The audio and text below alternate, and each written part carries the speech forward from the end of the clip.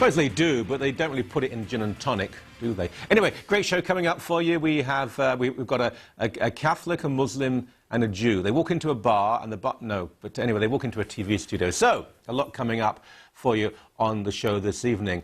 Oh, Sister O'Reilly, you'd be turning in your grave, so you would. Mind you, anyone with any intelligence or sense of decency would be performing a bit of a liturgical dance over this one.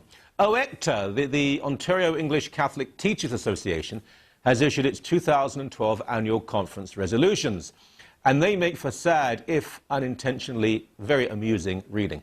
Seldom have I seen such a stew of self-importance, misplaced grandeur, and juvenile leftism. Now, some background first. In Ontario, as well as most of Canada, state-funded Catholic education is generally about as Catholic as an Orange Lodge meeting in East Belfast.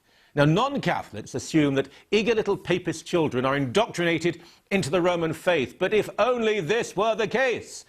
Look, the vast majority of Catholic teachers, often decent and dedicated, are usually non-practicing, anti-church. They're divorced, gay, they abort, use contraceptives, live together, never attend Mass, reject Catholic teaching, indifferent or even hostile to the religion they are supposed to be part of.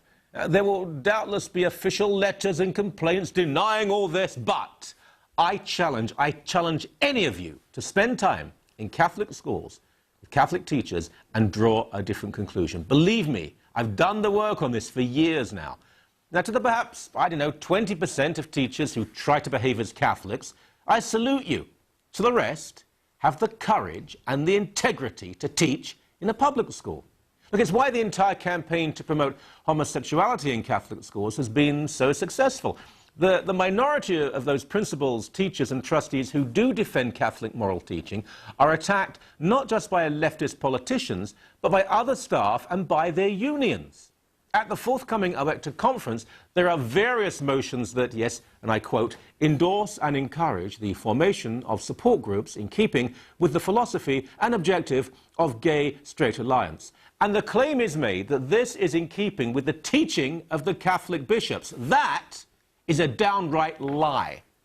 These alliances affirm homosexual behavior and the gay lifestyle, while the bishops have been very careful to distinguish between protection of children who might have same-sex attractions and the aggressive agenda of the so-called gay-straight alliances.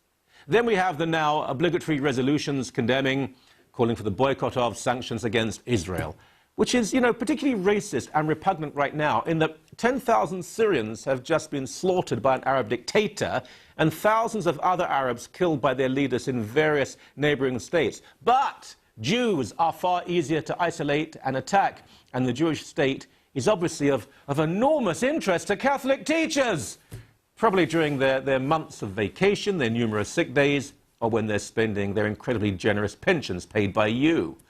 Now, to round it all off, lefty writer Linda McQuagan, I like Linda, but she's speaking, as well as Canadian Labour President Ken Giorgetti. Why? Why?